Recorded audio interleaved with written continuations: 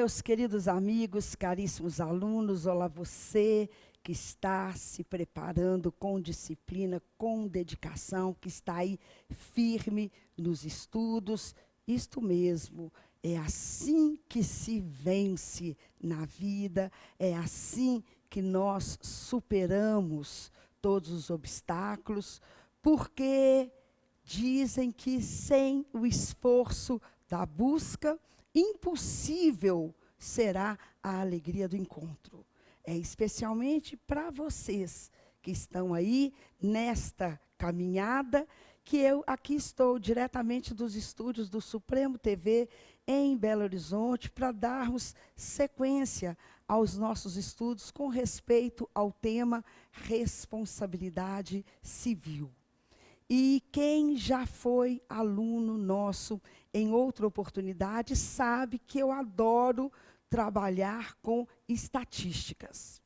Eu gosto de preparar as minhas aulas, sempre levando em consideração as estatísticas, considerando aqueles temas que estatisticamente são mais cobrados nos certames.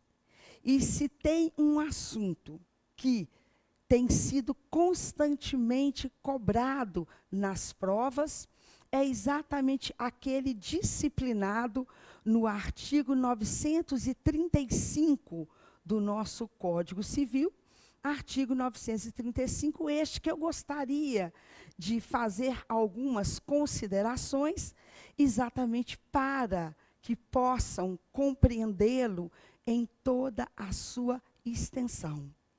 Isto porque a segunda parte na redação do artigo 935 parece contrariar a primeira. E eu vou tentar convencê-los de que tal antinomia, tal contradição é aparente, porque, na realidade, as duas partes, a primeira e a segunda partes da redação do artigo 935 se complementam e têm a sua razão de ser. O artigo 935, a que faço alusão, a que apresento a todos como tema das nossas considerações neste bloco, nesta aula, dispõe mais ou menos assim: a responsabilidade civil é independente da criminal, não se podendo questionar mais sobre a existência do fato ou sobre quem seja o seu autor, quando estas questões se acharem decididas no juízo criminal. É muito importante que os senhores compreendam o disposto no referido artigo 935, para não precisarem de decoreba, para não precisarem decorar. Porque o que precisam é saber aplicar este artigo, sobretudo nas questões de prova que tenham que enfrentar. E o legislador, ele começa dispondo para nós acerca da independência entre responsabilidade civil e responsabilidade criminal. Vejam que essas duas responsabilidades, de um lado, a criminal, e de outro lado, a civil, são independentes, até porque elas emergem de interesses diferentes. O que justifica a responsabilidade criminal é um interesse social. Porque a coletividade, ela não perdoa a impunidade. A sociedade, ela clama por justiça. E não tolera que as pessoas saiam por aí praticando delitos. E quando, diante da prática de um delito, a sociedade clama por justiça, o que se espera é que os delinquentes sejam responsabilizados criminalmente por seus atos, por suas condutas. E esta responsabilidade criminal que se justifica no interesse social é buscada através da propositura de uma ação penal que, de regra, é pública, de legitimidade do Ministério Público. Vejam que a legitimidade ativa para se propor a ação penal pública é do Ministério Público, que vai atuar, que vai agir no interesse social. Portanto, é importante sabermos que quando o promotor de justiça atua, ele não age como mero órgão acusador. O Ministério Público acusa, sim, mas quando ele assim atua, ele age em nome, na defesa da sociedade. Essa ação penal pública de legitimidade do Ministério Público, tanto pode ser incondicionada, como pode estar subordinada a uma condição de que haja representação. Representar ao Ministério Público é, na verdade, autorizá-lo a propor esta ação penal pública, buscando a responsabilidade criminal do delinquente. Mas, ainda que de regra, a responsabilidade criminal seja apurada numa ação penal pública, condicionada à representação ou incondicionada, por exceção, esta ação penal pode ser privada quando de iniciativa exclusiva da vítima.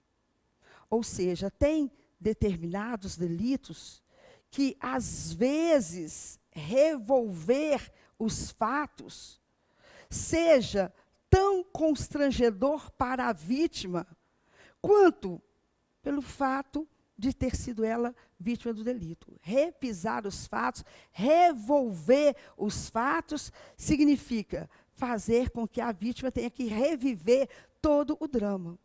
Então, nesses casos, onde possa haver um constrangimento para a vítima, nós temos, por exceção, a ação penal privada, de iniciativa exclusiva dela, através da apresentação de uma queixa-crime.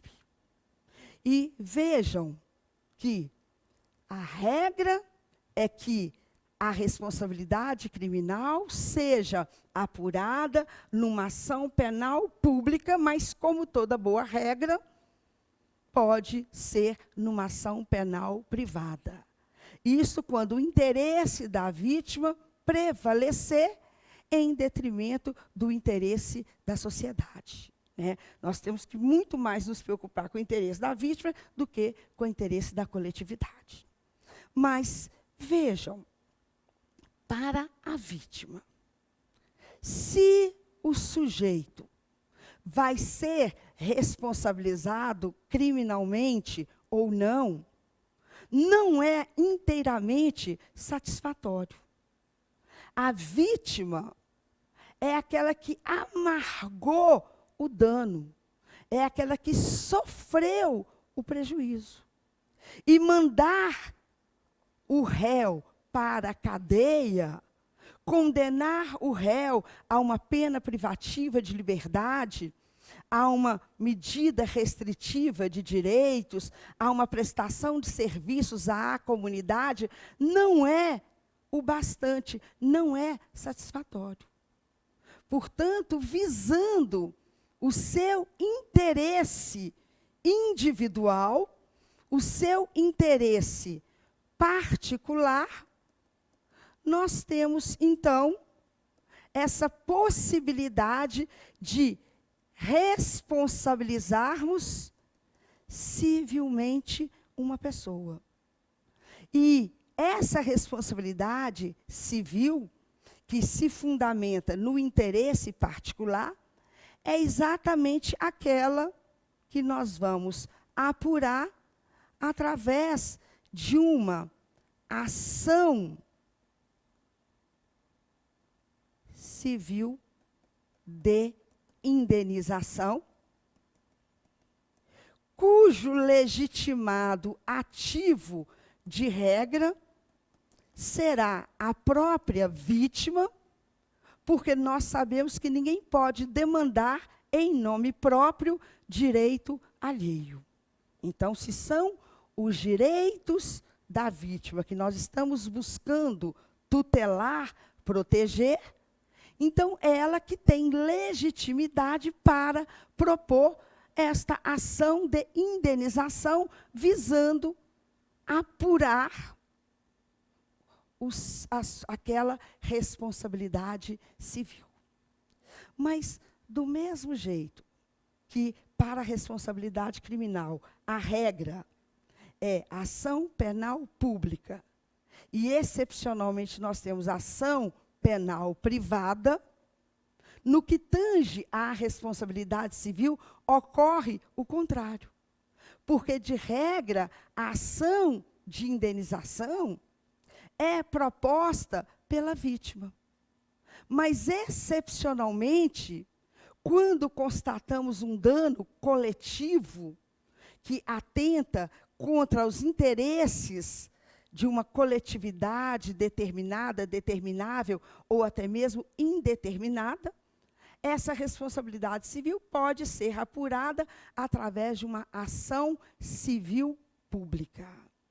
Ação civil pública de legitimidade de qualquer pessoa jurídica de direito público, ou do Ministério Público, ou Defensoria Pública, ou das associações constituídas há mais de um ano. Então, vejam, às vezes, o interesse que justifica a responsabilidade civil não é individual. Às vezes, o interesse pode ser de um número de indivíduos, de uma coletividade determinada, determinável ou até indeterminada, quando se tem ação civil pública como um instrumento poderosíssimo para a tutela de tais interesses. Se o dano é individual, ação de indenização. Mas quando o dano é coletivo, nós temos ação civil pública. O que é o pressuposto para a responsabilidade criminal? O que a pessoa precisa fazer? Qual é o tipo de conduta, de comportamento dela que nos autorizaria a responsabilizá-la criminalmente? Vejam que todo o pressuposto para a responsabilidade criminal é a prática de um delito. Um delito que tanto pode ser crime ou contravenção penal. Então, para cogitarmos da possibilidade de responsabilizarmos criminalmente alguém, é preciso que este alguém tivesse um comportamento, uma conduta que já havia sido prevista anteriormente como crime ou contravenção em face do princípio da anterioridade. Não há crime ou contravenção sem lei anterior que os previnam. Então, é preciso que a conduta daquele que nós queremos responsabilizar criminalmente, através de uma ação penal, se amolde a um tipo delituoso, tivesse sido prevista antes como crime ou contravenção. Isso que é o pressuposto, isso que é a premissa para a responsabilidade criminal. Enquanto que, para se cogitar na responsabilidade civil de alguém, é imprescindível a verificação, a ocorrência de um dano suportado pela vítima. Dano é elemento essencial, é elemento imprescindível para a responsabilidade civil. Porque eu não canso de insistir com os senhores. Sem dano, esqueçam responsabilidade civil. Porque qualquer centavo que seja que a vítima receber a título de indenização, por um dano que ela não sofreu, por um dano que ela não amargou, lhe acarretará locupletamento ilícito, enriquecimento sem causa, o que é inadmissível para o nosso ordenamento jurídico. Vejam que o dano é exatamente o prejuízo suportado pela vítima, que nós estaremos buscando reparar ou compensar através de uma indenização que ela fará jus à percepção. Uma indenização a ser paga por aquele que nós vamos responsabilizar civilmente. Vejam que, com essas considerações feitas até aqui, sabendo que o que justifica a responsabilidade criminal é o interesse social, e o que justifica a responsabilidade civil é o interesse particular da vítima, sabendo que a responsabilidade criminal se apura numa ação penal pública, de regra, ou privada como exceção, enquanto que a responsabilidade civil se apura numa ação de indenização civil proposta pela vítima de regra, ou através de uma ação civil pública, como exceção, e mais, que o que é pressuposto para a responsabilidade criminal é a prática de uma conduta que já havia sido prevista anteriormente como crime ou contravenção penal. Enquanto que o que é essencial para haver responsabilidade civil é a existência de um dano suportado pela vítima, já vamos conseguir entender com clareza a primeira parte na redação do artigo 935. Não vai subsistir nenhuma dúvida acerca dessa afirmativa feita pelo legislador na primeira parte do artigo 935, dispõe assim: a responsabilidade civil independe da responsabilidade criminal. O que isso quer dizer? Por que as duas responsabilidades, criminal e civil, são independentes? Exatamente porque nós podemos ter uma sem necessariamente termos a outra. É perfeitamente possível responsabilizarmos criminalmente alguém sem que haja qualquer responsabilização no aspecto civil. Para tanto, basta os senhores imaginarem a prática de um crime que não cause dano a uma vítima específica. Um crime, por exemplo, de falsificação de documento público. O crime de falsificação de documento público é um crime formal.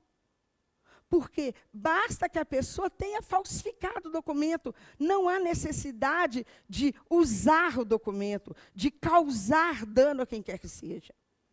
Aí teremos responsabilidade criminal diante da prática do delito, sem cogitarmos na responsabilidade civil. Por quê? Porque não há nenhum interesse particular que justifique esta responsabilidade.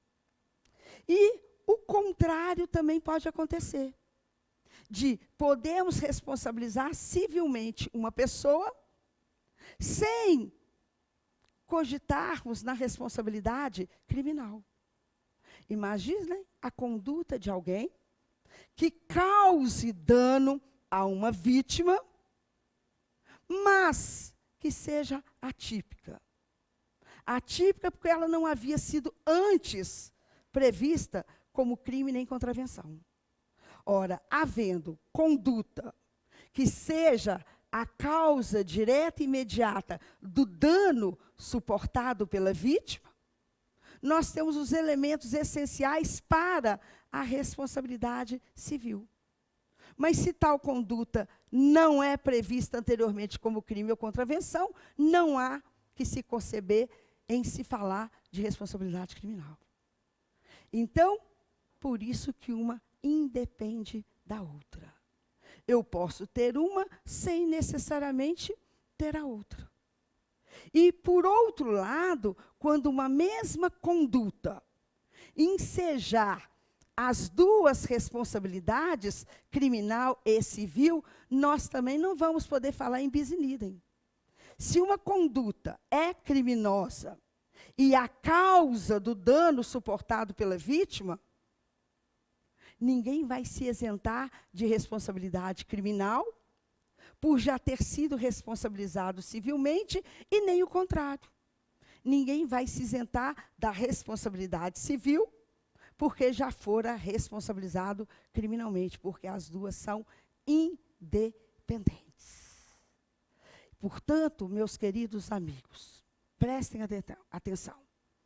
Para podermos responsabilizar civilmente alguém que seja o próprio causador do dano ou aquele que se relacione com o causador do dano, nós não precisamos aguardar que se apure a responsabilidade criminal. Até porque essa apuração pode nem ocorrer se a conduta é atípica. Eu não preciso aguardar nenhuma decisão a ser proferida no juízo criminal para poder atribuir responsabilidade civil a quem quer que seja. Porque as duas são independentes. Ok? Eu não preciso. Para propor uma ação de indenização contra Tonhão, eu não preciso aguardar que se apure a responsabilidade criminal dele. Porque as duas responsabilidades são independentes. Porém, se, porventura, a responsabilidade criminal de Tonhão já tiver sido apurada, se eventualmente já tiver sido apurada a responsabilidade criminal de Tonhão, dependendo do que foi decidido lá no processo criminal, aquela decisão proferida lá pode sim repercutir aqui. Eu não preciso aguardar decisão final no processo criminal, mas se eventualmente eu já tiver uma decisão categórica lá, dependendo do que foi decidido lá, isso pode sim ter repercussão aqui. Por quê? Porque ao mesmo tempo que o legislador estabelece na primeira parte, na redação do artigo 935, que a responsabilidade civil é independente da criminal, ele não nos permite questionar mais sobre a existência do fato ou sobre quem seja o seu autor, quando estas questões se acharem decididas no juízo criminal. esta segunda parte do artigo 935, que não nos permite mais questionar sobre a existência do fato ou sobre quem seja o seu autor, quando tais questões já estiverem decididas do juízo criminal, tem por objetivo evitarmos sentenças díspares, sentenças contraditórias, que só levariam o poder judiciário a um verdadeiro descrédito. Porque nós não podemos, para uma mesma moldura fática, apurar duas verdades diferentes. Se o sujeito não foi o autor dos disparos que atingiu a vítima para ser responsabilizado criminalmente, como que ele haveria de ser para ser responsabilizado civilmente? Aliás, se constatou no processo criminal que a vítima não foi atingida pelos disparos feitos com a arma de fogo, como que ela haveria de ter sido para fazer jus a uma indenização? Então, por esta razão, é que o legislador nos proíbe de revolvermos discussões acerca da autoria ou materialidade, quando tais questões já se acharem categoricamente decididas no juízo criminal. Vejam, por esta razão que eu disse, que dependendo do que foi decidido no processo criminal, aquela decisão pode sim repercutir no juízo civil. Porque imaginem que o réu já tenha sido condenado no processo criminal. Vejam, a sentença condenatória proferida contra o réu na ação penal ajuda a vítima a apurar a responsabilidade civil. Porque aquela sentença penal condenatória já é título para a vítima, liquidando a extensão do dano, poder exigir o pagamento da indenização. A sentença condenatória proferida contra o réu beneficia a vítima na ação civil de indenização. Mas e se o réu tiver sido absolvido? Será que a sentença de absolvição do réu no processo criminal lhe ajuda na responsabilidade civil? Resposta: depende. Depende de quê? Depende de qual o fundamento da responsabilidade, da sentença de absolvição. Porque se o réu tiver sido absolvido por negativa de autoria ou por falta de materialidade, nós não podemos rediscutir essas questões para permitir que a vítima prove o contrário. Porque não se pode mais discutir no juízo civil sobre a existência do fato ou sobre quem seja o seu autor, quando tais questões já acharam categoricamente decididas no juízo criminal. Então, a sentença de absolvição por negativa de autoria ou falta de materialidade favorecem o réu, isentando de que a sua responsabilidade civil seja questionada, seja apurada, se ainda não foi. Mas caso a absolvição do réu se dê com fundamento na falta de provas, por exemplo, às vezes as provas podem não ter sido suficientes para mandá-lo para a cadeia, para que ele fosse condenado a uma pena privativa de liberdade. Mas pode, vejam, ser suficientes para que ele seja responsabilizado civilmente. Às vezes o réu foi absolvido porque houve uma excludente da ilicitude na sua conduta, eis que ficou evidenciado que ele agiu em estado de necessidade. Mas esse estado de necessidade, que é o fundamento para a absolvição do réu, não o isenta de responsabilidade civil quando ele causa dano a um terceiro, que não foi quem criou a situação de perigo. Então, por isso que, para se apurar a responsabilidade civil, não há necessidade de aguardarmos que seja apurada a responsabilidade criminal na ação penal. No entanto, se eventualmente a responsabilidade criminal já tiver sido apurada, se o processo criminal andar mais rápido e tivermos uma decisão categórica lá, dependendo do que foi decidido lá, com certeza isso pode sim ter repercussão aqui no juízo civil para nós. Então, esta que é a ideia do artigo 935. Embora reconhecendo a independência entre responsabilidade civil e criminal, no sentido de que eu posso ter uma sem necessariamente ter a outra, se já tem uma decisão acerca da existência do fato, ou sobre quem seja o seu autor, isso não mais poderá ser questionado no juízo civil. Exatamente para, como eu disse, evitarmos sentenças díspares, sentenças contraditórias, que seguramente iriam levar o Poder Judiciário a um descrédito ainda maior.